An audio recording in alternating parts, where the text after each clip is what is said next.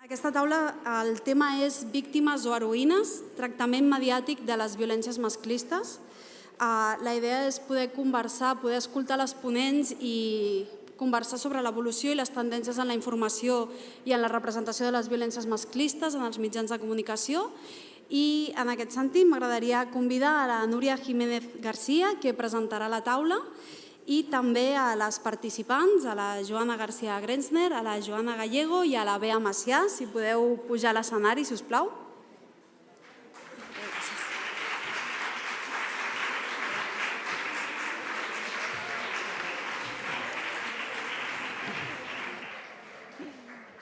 Com ens posem? Aquí? Sí, com vulgueu. Així.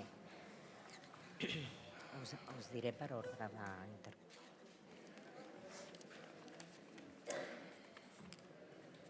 Sí. Molt bé. Bona tarda ja. M'han dit que em presenti. Soc la Núria Jiménez de l'àrea d'Igualtat i del programa LGTBI de l'Ajuntament de Cornellà.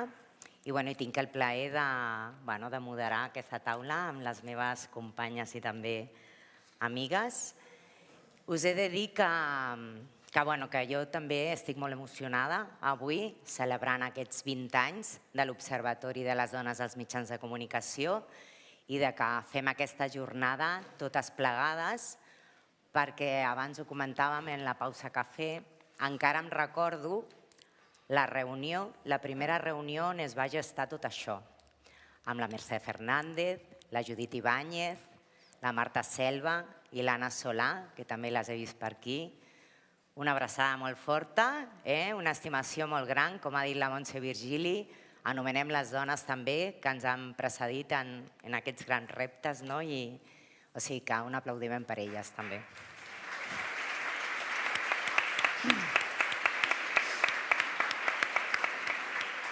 Bé, en aquesta taula precisament parlarem de quina ha estat la tendència de la representació de les dones en els mitjans de comunicació en general i com això ha afectat el tractament de la violència masclista. També de quina és la violència estructural i si els mitjans de comunicació tenen alguna responsabilitat en aquesta violència. I, com no, de com s'han de visibilitzar les dones en les notícies, tenint en compte, sobretot, els seus drets i la seva dignitat.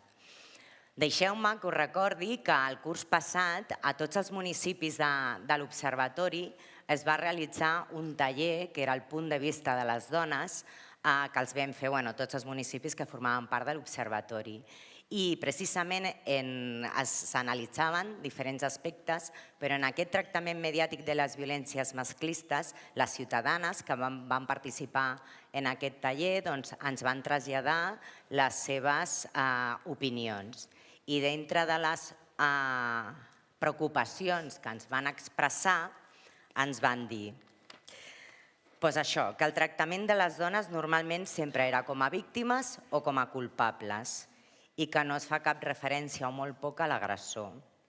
També es va parlar de la infantilització de les dones, de la normalització i la banalització de les morts, a vegades és un simple recompte, de la necessitat de protocols sobre el tractament de les agressions masclistes i feminicidis per als professionals dels mitjans i després de la manca d'aquesta perspectiva interseccional que també s'ha parlat en la taula anterior. I per parlar tot això, em permeteu que us presenti a les 3 ponents expertes que us presentaré per ordre d'intervenció. En primer lloc, a la Joana Gallego Ayala, benvinguda, gràcies. Ella és professora titular de la Universitat Autònoma de Barcelona, directora de l'Observatori per la Igualtat d'aquesta universitat i codirectora del Màster Gènere i Comunicació. Ha fet nombroses publicacions sobre dones i periodistes, va guanyar el Premi del Consell d'Audiovisual de Catalunya pel treball La Prensa por Dentro i va ser membre fundadora de l'Associació de Dones de Periodistes de Catalunya. Molt bé. Gràcies, Joana. Molt bé. una petita precisió, Sí. és que ara sí que he estat directora de l'Observatori i del màster, però ara ja no sóc ni una cosa ni l'altra. És igual, però ho has sigut i ho diem. Que quedi clar, perquè Vale. no vull anar del que no soc. Molt bé. Ara continuo sent professora Molt bé, de la molt bé. Universitat Autònoma. Perfecte. Ara presento la Joana García, també Gretner, és activista, feminista, investigadora i periodista especialitzada en comunicació en perspectiva de gènere, classe i ètnia. Postgraduada en Gènere i Polítiques d'Igualtat per la Universitat Autònoma de Barcelona, experta en Gènere i Comunicació per l'Instituto de la Mujer i l'Institut Oficial de Radiotelevisió Espanyola i forma part de l'equip docent del Màster de Gènere i Comunicació de l'Autònoma. Molt bé, benvinguda, gràcies. Moltes gràcies. I Beatriu Macià, ella és llicenciada en Filosofia, va cursar el primer màster en estudis sobre dones al Centre d'Estudis Històrics de la Dona de la UB, és cofundadora i sòcia cooperativista de l'entitat Tamaia, Viure sense violència, des de l'inici i referent per molts dels centres d'informació a la dona i CIATs de tota Catalunya, ha acompanyat a moltes dones en aquests processos no relacionats amb la violència masclista com a terapeuta individual i grupal.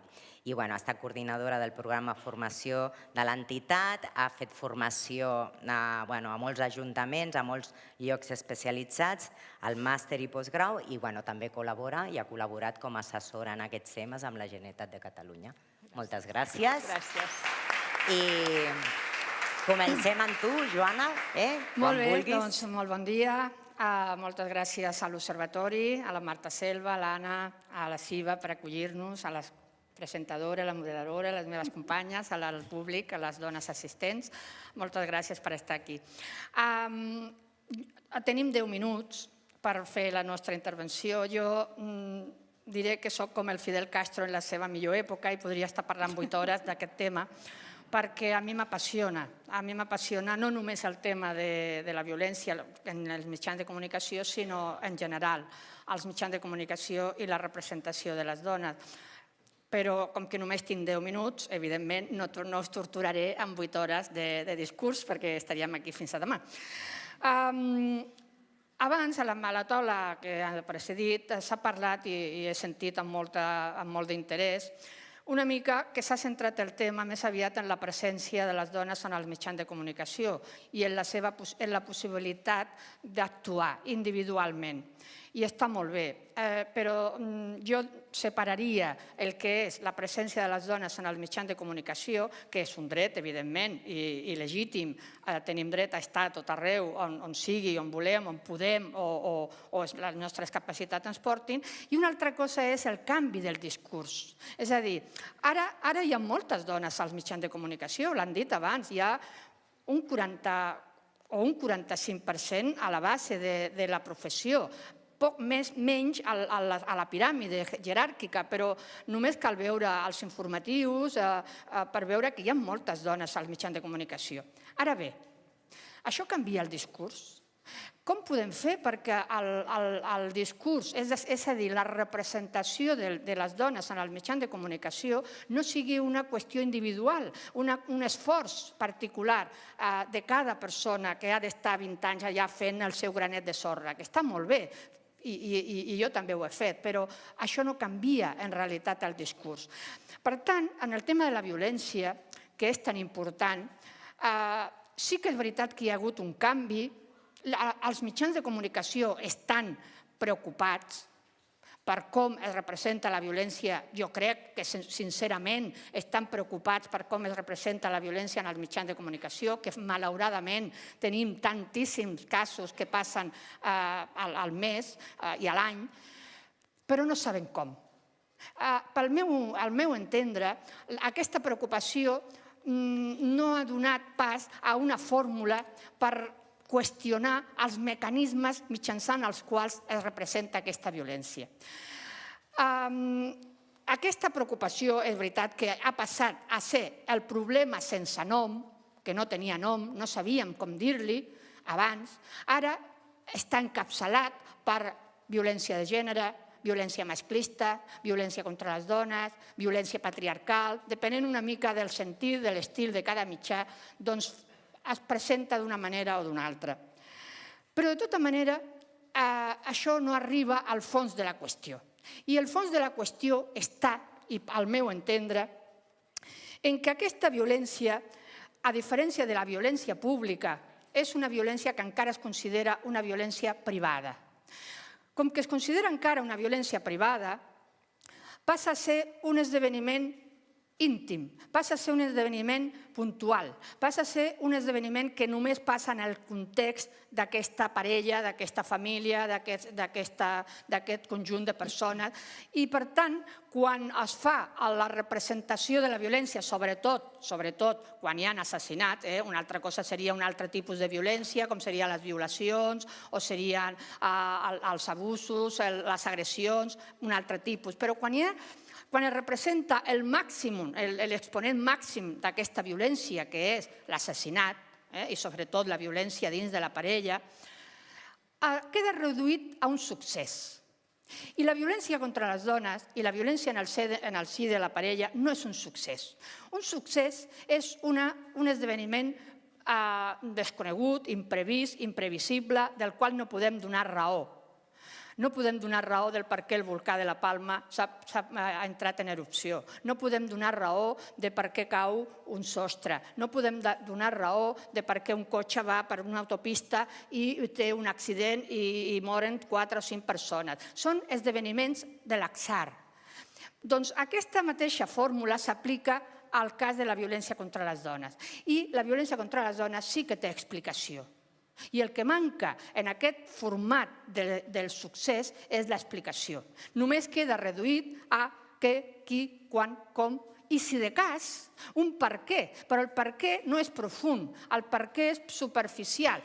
Com va ser? Amb un ganivet, amb una escopeta, amb un no sé què, la va llançar per la finestra. És a dir, aquest per què no explica el succés. I la població, la ciutadania, ens quedem absolutament assombrats, estem pensant, bueno, i per què? Per tant, els mitjans de comunicació estan donant raó del que passa, però no estan donant el per què passa. I el per què, per fer una explicació del per què, caldria fer una informació de context. Cal un relat global del per què passa aquesta violència. Quines són les causes d'aquesta violència? Mireu, jo tinc dues notícies d'ara. 7 detenidos por la violación de una mujer de Badalona. Això va passar a l'1 d'aquest mes. Doncs d'això, que queda reduït a una notícia, el dia 1 diu 7 detenidos por la violación de una mujer en Badalona. I el dia 3 diu archivada la denuncia por agresión sexual en Badalona. Ja està, ja no tenim més informació. D'una agressió, d'una suposada violació d'una dona en grup, la policía local de la ciudad arrestó a los hombres de madrugada en un piso, hem passat a aquesta qüestió està arxivada. I què ha passat entremig? Quina informació tenim?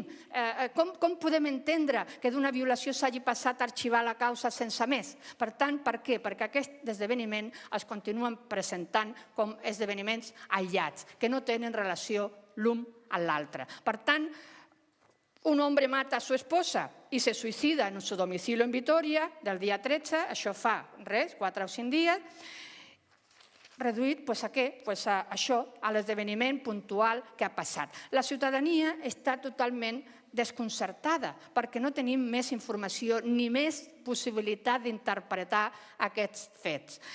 L'únic context que comença a situar-se en aquestes notícies és el nombre de dones que es porten des del 2003, que hi ha dades, aquesta és la 1040, aquesta és la 1041, aquesta és la 1042 i així successivament, o una altra informació petita de context que diu no havia denúncies prèvies o sí havia denúncies prèvies. Punt. Com interpreta la població no només que hi ha 1.040, 50 o 70 dones des que tenim dades només, o que hi havia denúncies prèvies o que no hi havia denúncies prèvies. Quina informació ens aporta aquesta? Què significa que no hi havia denúncies prèvies? Què significa que sí hi havia denúncies prèvies? Tot això requereix una informació de context, una informació d'aprofundir aquesta mena d'informació, amb fonts expertes que expliquin per què les dones no denuncien, amb fonts expertes que expliquin si denuncien què passa amb el procés, amb persones que tinguin informació real del que significa aquesta mena de violència. Tot això és necessari aportar-lo a una notícia perquè la població tingui una altra percepció d'aquesta mena de violència. Mentre això no passi, continuarem esperant el proper. I quan serà? Doncs demà, i a l'altre, i a l'altre, i a l'altre, i ens sentim òrfenes, ens sentim que no tenim possibilitat d'una interpretació. Un altre petit context és es fa un minut de silenci. Molt bé, es fa un minut de silenci i les autoritats es manifesten a través de Twitter i a través de Facebook dient que li donen el condol a la família, el seu carinyo. Però aquesta mena de violència no té suficient amb el carinyo ni amb el condol. Els periodistes i les periodistes que fan aquesta mena d'informació no s'han de contentar amb el tuit que posa l'autoritat del dia dient que fan un minut de silenci a la plaça del poble i que donen el condol. Han d'interpel·lar a les autoritats. I què es fa en aquesta localitat per prevenir aquesta mena de violència? Què s'ha fet? Quina inversió econòmica s'ha fet? I si són les autoritats més altes, des del president del govern fins a les ministres que siguin del ramo, doncs demanar-li explicacions. I la llei com s'està aplicant? I així successivament en els diferents estaments que tenen. Fins al municipi, l'alcalde, l'alcaldessa. I en aquesta població s'han intentat establir mecanismes de prevenció d'aquesta mena de violència? Què s'ha fet a les escoles? Què s'està fent entre les dones de la població? Quins recursos s'han invertit? Tot això és el que els periodistes i les periodistes no pregunten. I per tant, només ens quedem amb el qui, el què, el quan i el com superficial, però no arribem al com profund, que és explicar el relat i posar en relació un esdeveniment amb l'altre, amb l'altre, amb l'altre, amb l'altre, fins que tinguem una visió global de que aquest problema no és un succés aïllat, no és un assumpte privat d'aquesta família concreta, sinó que és un problema social que ens afecta a tota la població.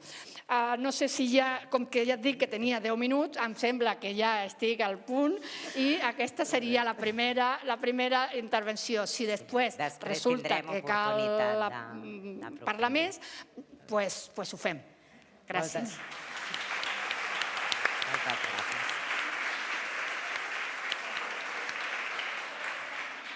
Després, com que obrirem també torn, segurament podreu ampliar o contestar les preguntes que us facin. Molt bé. Joana, també, quan vulguis. Posem el mòbil. Moltes gràcies per la invitació a totes les... Moltes gràcies per la invitació a totes les persones i organitzacions responsables d'aquest esdeveniment. Per mi és una alegria compartir espai amb dones que són tan referents per mi, que estan al damunt de l'escenari i a sota. Jo continuaré parlant una mica del tema de la representació de les violències masclistes, que ja ha encetat molt bé la Juana, amb una perspectiva interseccional, que té en compte les desigualtats de gènere, però també les de classe, ètnia, origen, cultura, religió, funcionalitat, edat, identitat, expressió de gènere o sexual, o orientació sexual, que és una mica l'enfoc que hem treballat des d'espais com Origen, que és l'Observatori sobre la representació de les violències masclistes, que vam fer una publicació que després podeu mirar, sobre la representació de les violències masclistes als informatius. Donaré unes idees molt clau perquè tenim poc temps i com jo soc, potser seria una mica més Federica Montseny que Fidel Castro, però diguem-ne que continuo una mica amb la línia completant coses que la Juana Gallego ha plantejat. És a dir, la tendència de representació de les violències masclistes, i hi ha molts estudis i hi ha molts protocols, no falten, és, per exemple, el tema de la descontextualització. Això té a veure amb que no utilitzen les fonts expertes que existeixen i que estan arreu del territori i que les han impulsat i vestit el moviment feminista, com vosaltres sabeu.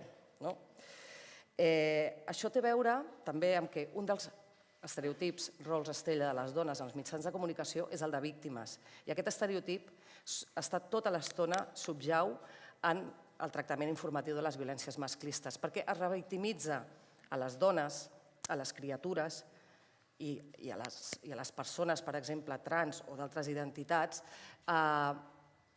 de forma que, per exemple, es mostra el seu domicili, la seva adreça, i els periodistes, que nosaltres hem fet molta formació, et diuen no, és que a mi el cap de redacció em demana un recurs ràpid. Dic, doncs mira, tenim un recurs fantàstic perquè tenim un protocol establert i hi ha serveis d'intervenció especialitzada arreu del territori i tu pots anar a buscar aquestes fonts expertes al municipi. Els CIES, les advocades, els grups feministes especialitzats. També es descontextualitza, com es deia, no es donen aquestes fonts expertes, no s'explica per què no es denuncia, perquè hi ha una revictimització institucional molt important i això té a veure també amb el fons classista, masclista, racista de la judicatura i també de la policia, de les forces de policia, a l'estat espanyol. Es posa el focus a les agredides. Es diu que la violència contra les dones és un problema dels homes que patim les dones i també altres identitats. Es posa el focus a les agredides i s'invisibilitza els agressors, menys si els agressors són migrants. I això és important, per exemple. Es posa el focus en les violències vinculades a les relacions de parella heterosexual, però, per exemple, no es parla de totes les violències, l'assetjament, els abusos sexuals que estan visquent, per exemple, les treballadores domèstiques que no tenen papers o les treballadores temporeres. Òbviament, la trata,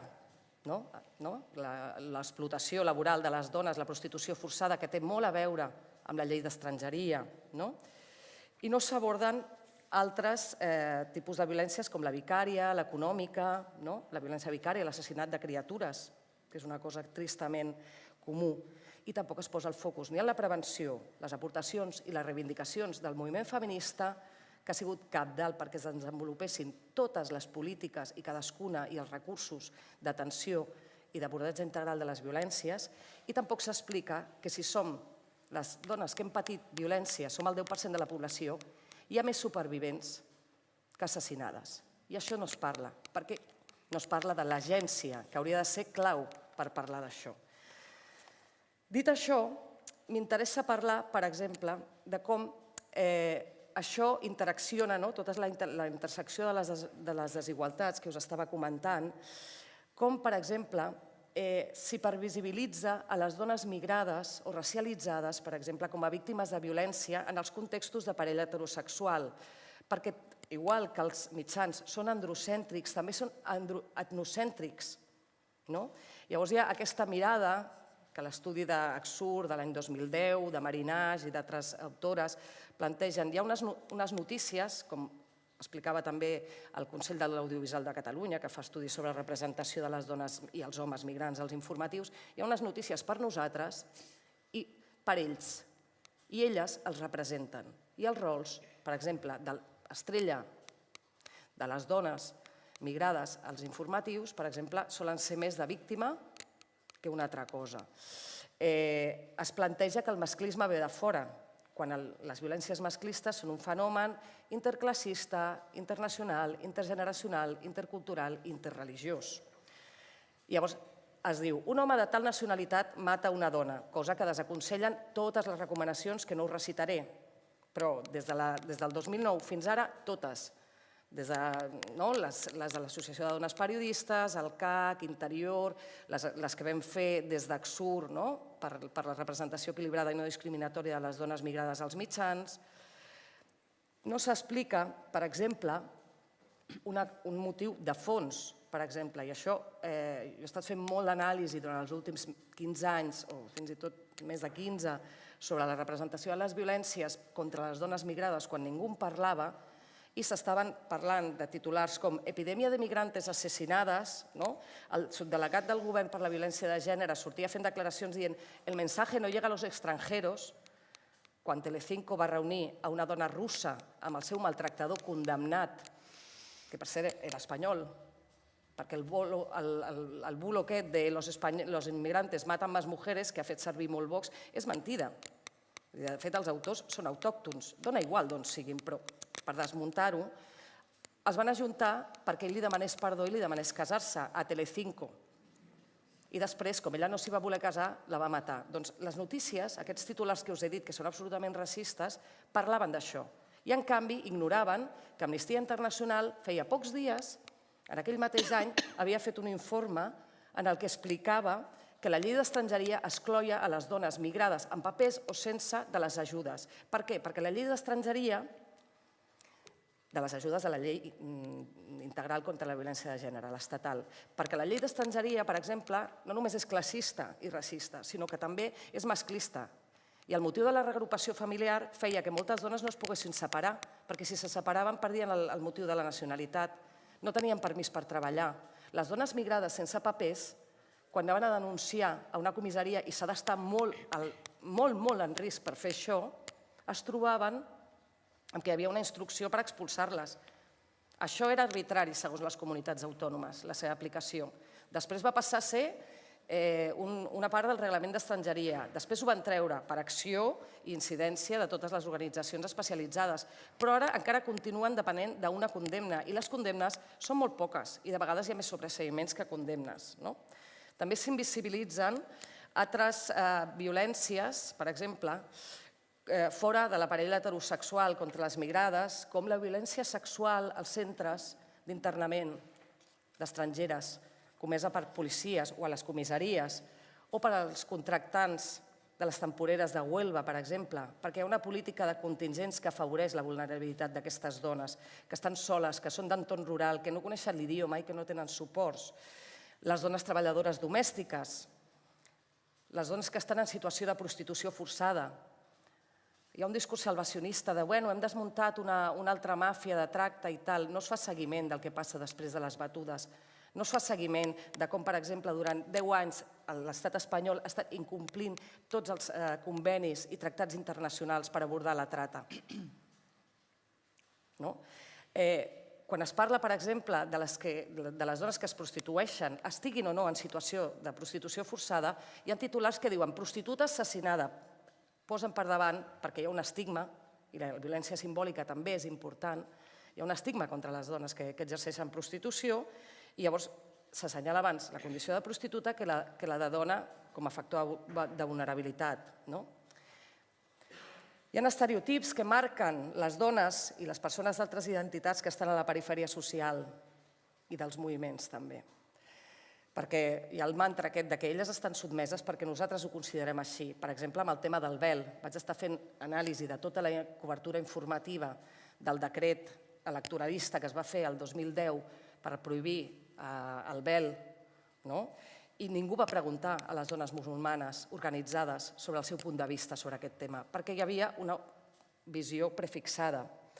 Es planteja, per exemple, i es visibilitza, i s'ha de fer les pràctiques perjudicials contra les dones, com la mutilació genital femenina d'altres cultures, però, per exemple, moltes vegades se les revictimitza i no es mostra, per exemple, el paper cabdal que tenen les dones de les comunitats d'origen aquí i els països d'origen per erradicar aquesta pràctica. I, per exemple, tampoc, i em quedo amb moltes coses al tinter que m'agradaria parlar, es culpabilitza les dones dolentes, les que desobeeixen, com Juana Rivas, les que es defensen i maten l'agressor en legítima defensa, com una dona francesa que tenim al punt aquí analitzat. I, per exemple, en alguns casos, també hi ha bones pràctiques, i les bones pràctiques venen sobretot dels mitjans feministes, especialitzats, crítics, i són gràcies a la tasca d'incidència, formació i comunicació de periodistes, comunicadores i advocades, terapeutes, feministes, activistes feministes en general. També, per acabar, una última idea. Em sembla molt important relacionar les arrels masclistes de la violència contra les dones amb la violència que hi ha contra les persones trans. Les dones trans són dones. S'ha de parlar dels feminicidis des d'aquesta perspectiva. La transfòbia té unes arrels profundament relacionades amb la violència, amb el masclisme i amb aquesta violència, i hem d'intentar en el moviment, en lloc de competir, hem d'intentar generar aliances, per exemple, per desmuntar el mite de les denúncies falses que ens afecta i, sobretot, per afrontar l'onada d'autoritarisme que ens ve al damunt. Moltes gràcies.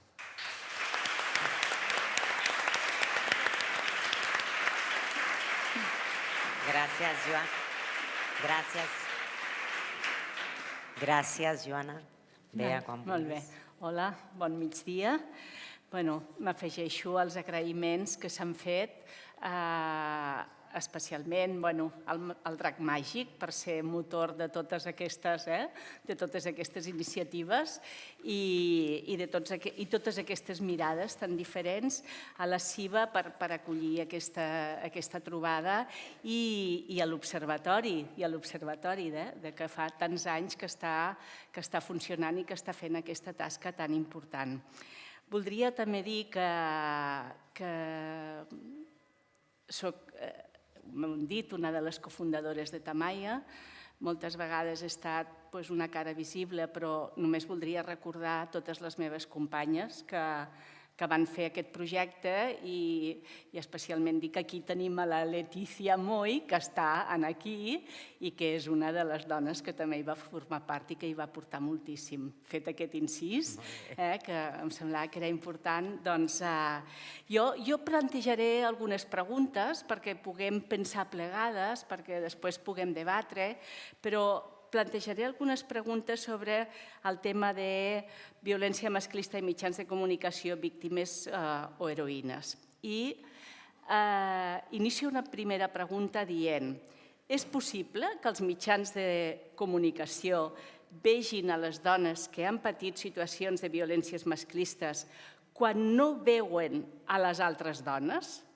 Quan s'ha de reivindicar de forma constant la presència, el protagonisme i l'expertesa, que, per exemple, contínuament estan demanant des d'on són les dones? És a dir, aquesta seria una primera. És possible que vegin a les dones en situacions de violència quan no ens veuen a la resta de les dones? L'altra seria: és possible no aparèixer com a víctima quan s'ha viscut una situació de violència masclista? I això ho plantejo tant en un sentit jurídic com amb la percepció singular respecte a l'experiència de violència viscuda. Per exemple, sabem que jurídicament, si no ets acreditada com a víctima, no tens dret a reparació. Per tant, aquí tenim un punt important. I l'altre punt que han comentat també les meves companyes és què passa amb el relat de les agressions concretes i singulars contra les dones, és a dir, amb la reiteració d'aquestes agressions concretes, com la Joana ha dit, de si una pistola, de si tal, els dona una altra opció a les dones aparèixer d'una altra manera, si sempre ens centrem en aquest relat? I una altra pregunta que em faig és per què els relats sempre són dels feminicidis, dels assassinats, quan elles ja no poden parlar? Aquest és un punt molt important, no? Per què no es pregunta abans a les dones, no? Per què no se les convida a parlar? Quina difusió hi ha dels projectes de dones que són sobrevivents i que són autèntiques heroïnes en la lluita contra la violència masclista? És possible sumar heroïnes en els mitjans i que aquestes heroïnes surtin més enllà del 25 de novembre o del 8 de març? I us asseguro que n'hi ha moltíssimes. Moltíssimes dones que són autèntiques heroïnes del seu dia a dia, d'haver sortit de la violència i d'haver viscut en llibertat. I aquestes dones són invisibles i l'únic que se'ns mostra és la violència contra elles. I una altra pregunta que em faig, i amb el que ara també, amb el cas recent que explicava la Joana, és: els mitjans poden posar en risc a les dones que estan en situació de violència masclista? Vull recordar l'inici mediàtic vers la informació en violència masclista, que va ser amb l'assassinat d'Ana Orantes. Recordem aquest cas per l'esfereïdor que va ser. Quan es va decidir fer-la aparèixer a les pantalles perquè expliqués la seva història, algú del mitjà es va plantejar què suposaria aquest fet per la seva seguretat? Quin efecte tindria amb les dones que passen per situacions similars? Ara la Joana ens explicava un altre cas, recentment també de la mateixa cadena. Per tant, els mitjans poden ser transmissors de por i d'angoixa a les dones que estan vivint una situació de violència masclista i que veuen que els relats que surten són sobre aquests assassinats?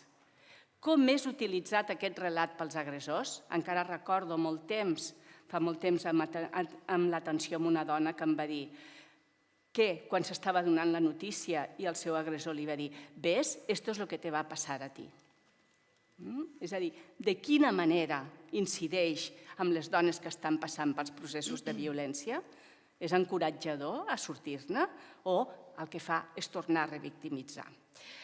El mes de juny, amb un informatiu de la primera cadena i després d'un altre feminicidi, la pantalla del televisor s'inundava de noms de dones i de la seva edat.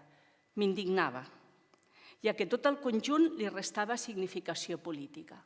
En el sentit d'una nova víctima de la violència masclista, hem de sumar una nova víctima i en funció del mitjà donava més o menys informació en el cas. La Joana també ha abundat en aquest tema, què passa amb comptar.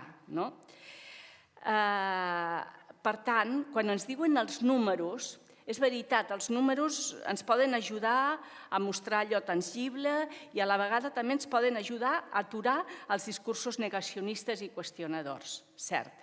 Però ens parles només dels fets concrets. Avalen o no la necessitat de polítiques públiques i de servei de prevenció i atenció. I són significatius estadísticament a la vegada que el seu abús, l'abús de les dades, despolititza el problema. No ajuda a reflexionar sobre el mateix, a analitzar les causes de per què són aquests feminicidis, per què són aquests assassinats. Els números no parlen de les possibles negligències, tampoc parlen de la manca de detecció, no parlen del desinterès que hi ha dintre del poder judicial, no parlen del patiment, de la manca de recursos, de la manca de formació dels jutges i de tot l'estament judicial i, sobretot, no parlen de qui comet els feminicidis. I aquest crec que també és un punt important.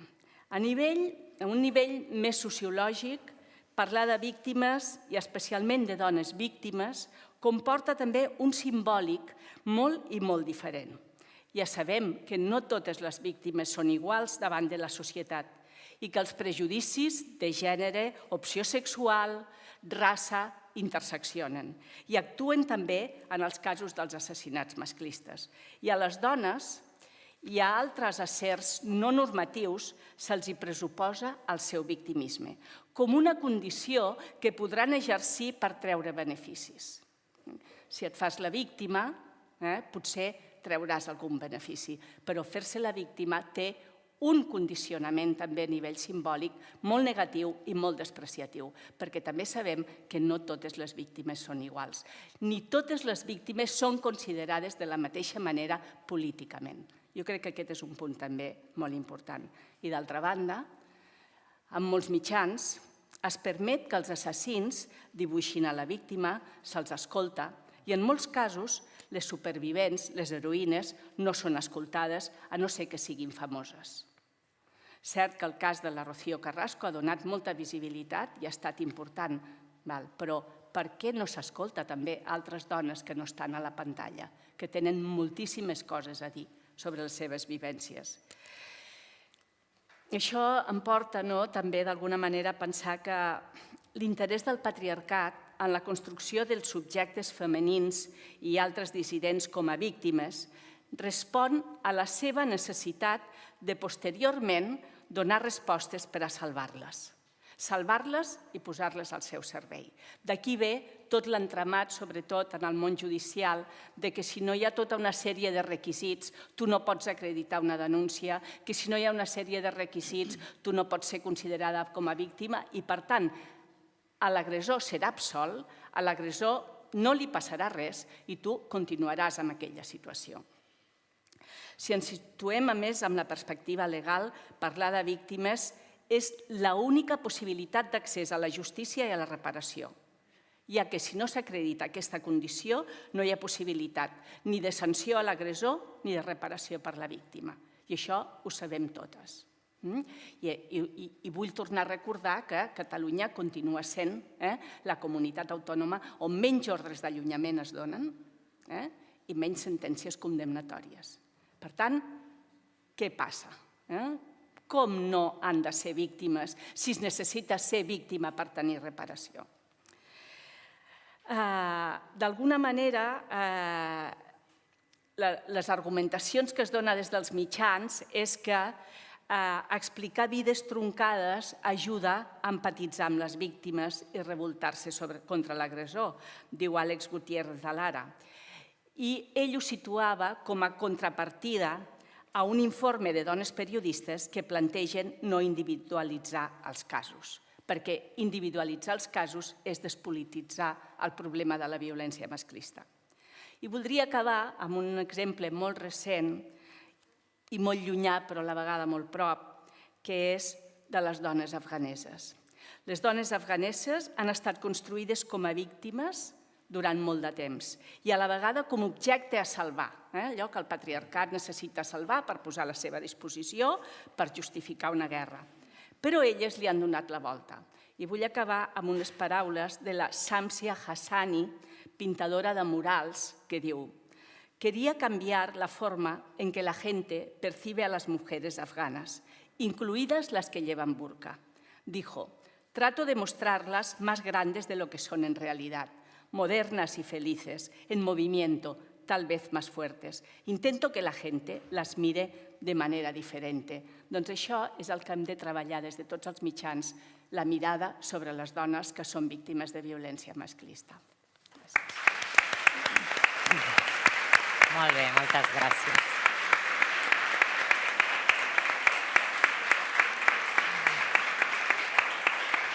Bé, moltes gràcies a les tres. Ara tenim 15 minutets per poder fer preguntes sobre les reflexions, les informacions que ens han donat. Hi ha dos companyes que estaran amb el micròfon i us animem a participar. Mira, allà hi ha una pregunta. Allí darrere. Bon migdia a tothom, a tots els que estem aquí. I jo volia fer una mica, com ha dit la primera companya, quan se diu una dona s'ha mort, l'han matat. Inclús tenia ordre d'alejament, però l'han mort. Llavors no es fan la reflexió de què és el que falla, per què arriben a matar una dona que té d'això d'alejament. Per què? Què passa? No es planteixen els diaris que l'administració té una responsabilitat per anar aquesta. Aquest és el problema, perquè, esclar, també pensem una dona maltractada que després, quan posa la denúncia i arriba a casa, ha de conviure amb la persona que l'està maltratant, d'alguna manera està arriesgant que la matin. Doncs tot això no ho posen als mitjans de comunicació i això és el que tu has dit, és una mica una enganyifa, perquè si no diem el problema real que és una enganyifa. I m'agradaria que també es parlés una miqueta de la responsabilitat que tenen les administracions respecte a aquest tema. Sí, allà darrere crec que també hi havia, que sí, allà. Agafem 2 o 3, us sembla? I després... Sí, allí. Pots aixecar la mà, que és que si no et veuen? Jo no... Sí. Hola, bon dia. Sobretot agrair les intervencions, són una passada. El 2016 vaig presentar una tesi doctoral sobre l'efecte d'imitació de les notícies de violència de gènere sobre els feminicidis. Al mateix temps vaig fer un estudi de 30 sentències dictades per l'Audiència Provincial de Barcelona en aquest sentit. El resultat és denigrant, perquè es va comprovar, de fet, l'efecte d'imitació en les notícies causa que l'agressor empatitzi amb aquestes notícies. Vaig estar estudiant moltíssimes notícies durant 5 anys titulars que, després de llegir-les, suposo que el nivell d'ansietat era de veure violència de gènere per tot arreu. Però en aquestes notícies el que vaig comprovar també és que en cap moment es diu quina conseqüència judicial, quina pena s'imposa en aquest agressor. I si no és el cas, perquè el fet acaba de passar, en casos anteriors.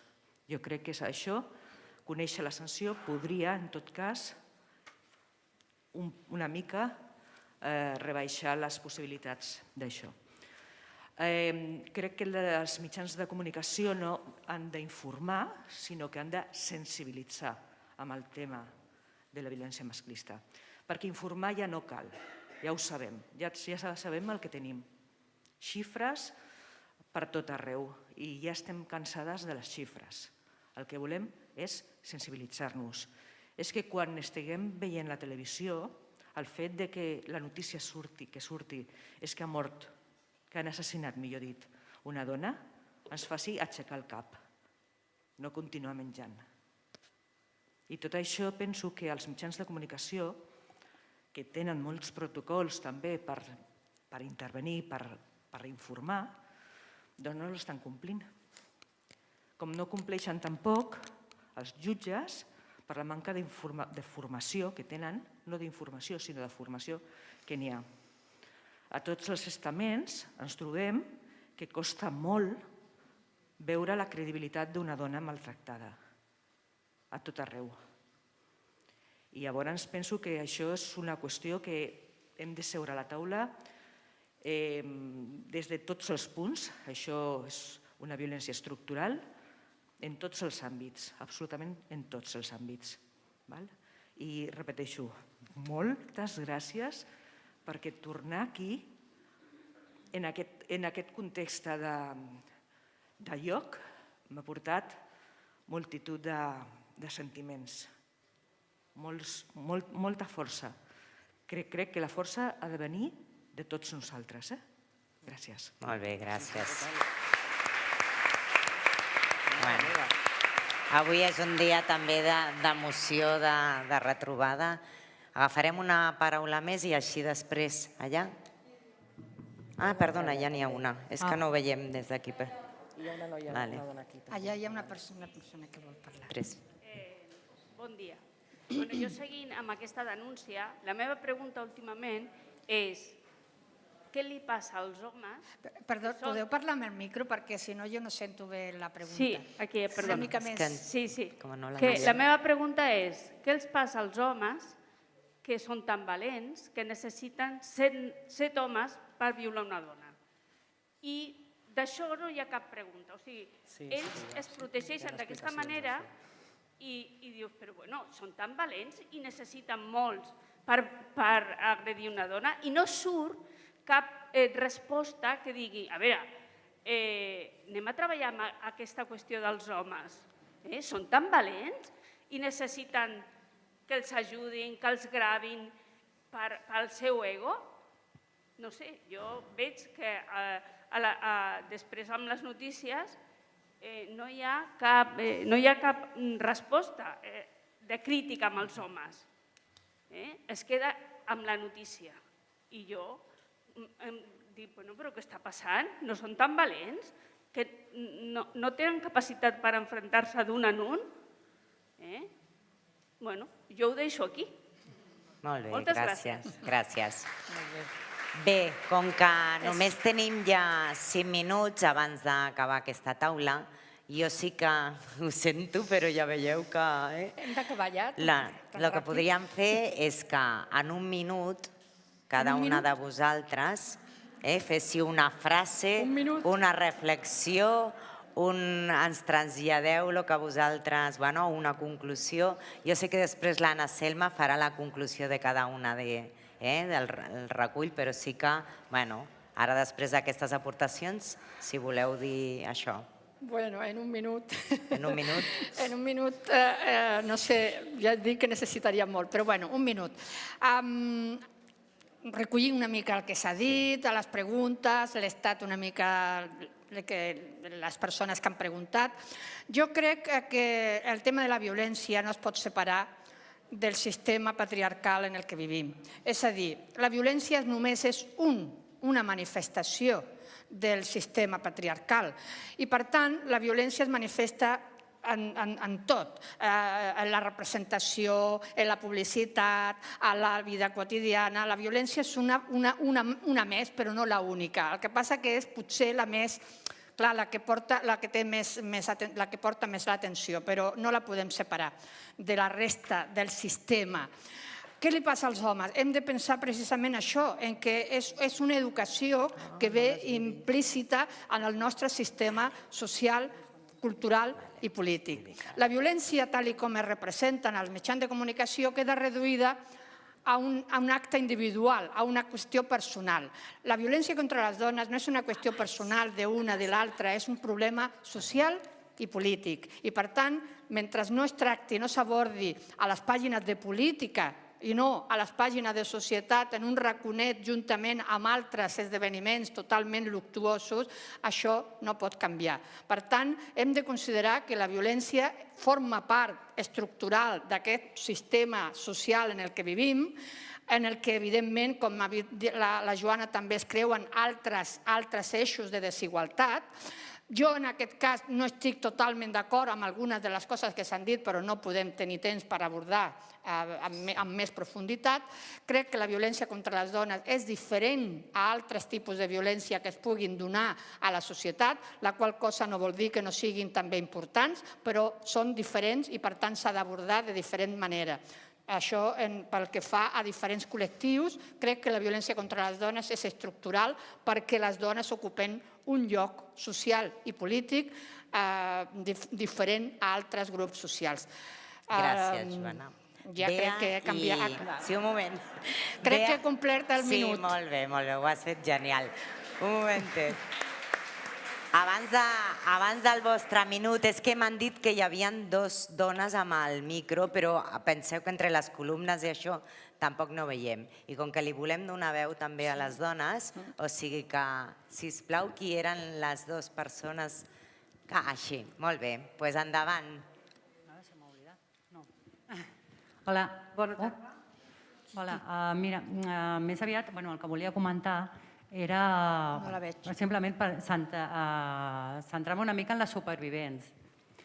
Perquè sí, hem parlat de víctimes, però també les supervivents, que són més quantitat de persones, però de fet amb elles, quan apareixen alguna vegada, clar, són supervivents precisament perquè el seu delicte no ha sigut amb un final de mort. I moltes vegades apareixen, per exemple, molts delictes de violacions. Últimament, fa uns anys, s'ha posat bastant de moda dir la supuesta violació, sobretot en castellà últimament.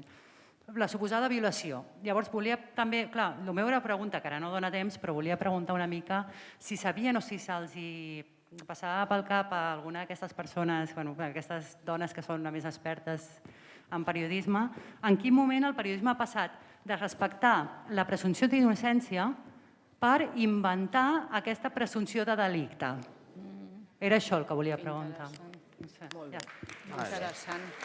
Molt bé. Però jo ja he consumit el meu minut, ara us toca a vosaltres. Hi ha una altra paraula? Sí, veritat que hi havia una altra que tenia el micro? Sí, molt bé. Hola, bona tarda a totes. Moltes gràcies per les vostres intervencions. Jo crec que, sentint-vos a totes, tant les que esteu a la taula com el públic, i m'ha vingut una reflexió al cap que volia compartir, i és una cosa que penso, ja fa temps que penso, el nivell d'abordatge que fem moltes vegades és assistencial, però no hi ha un acompanyament comunitari, no hi ha un acompanyament, o penso que a vegades falta aquest acompanyament comunitari en certs àmbits, i a nivell municipal, que jo hi tinc responsabilitat, m'agradaria que em donguéssiu d'alguna manera algun tipus d'orientació, de consell, per treballar aquest àmbit més comunitari, d'acompanyament, a banda de l'abordatge assistencial propi de la persona que pateix la violència. Gràcies. Molt bé. Ara sí, ja crec que ara sí ja les que havien demanat paraula han pogut parlar, o sigui que... A veure, a mi m'agrada sempre pensar que el que fa front a la violència és la força de les dones. la força de les dones i també m'agrada dir d'altres subjectes dissidents. És a dir, que penso que la força que tenim entre totes és el més important front a la violència. Almenys això és el que jo he après amb tots els anys que he pogut estar compartint amb altres dones i acompanyant altres dones. I jo crec que front a la violència, front a aquesta violència tan encastada, tan estructural, la sororitat, els feminismes, és una eina de resistència que ens acompanya i que ens fa que estem totes plegades, cada una amb els seus, això també crec que és molt important, cada un amb el seu pensament, cada un amb les seves idees de com afrontar aquesta violència, però jo crec que els feminismes és una eina imprescindible front a la violència. I jo penso que en relació amb el tema aquest més comunitari, la funció dels grups de dones és importantíssima, perquè han estat els grups de dones, han estat els feminismes els que han posat el tema de la violència en el centre de la política. I després ens hem trobat en polítiques que ens han acompanyat. Però és importantíssim, no?, el tema comunitari, compartir amb els grups de dones, com podem fer plegades. Aquesta és una eina que no ens la pot prendre ningú. Llavors, com per fer allò. Molt bé. Moltes gràcies.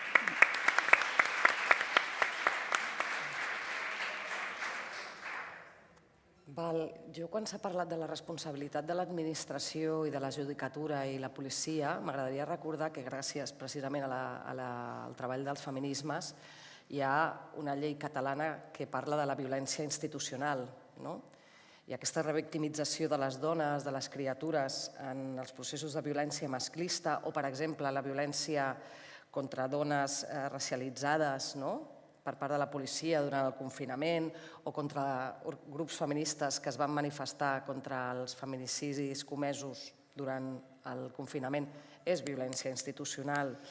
I també tota la construcció de la imatge, per exemple, del paterfamílies en els casos de violència vicària, la preponderància que tenen les versions i la impunitat, el poder dels homes, bàsicament, que és amb el que s'assenta els homes cis, blancs, etc., en el que s'assenta aquest sistema.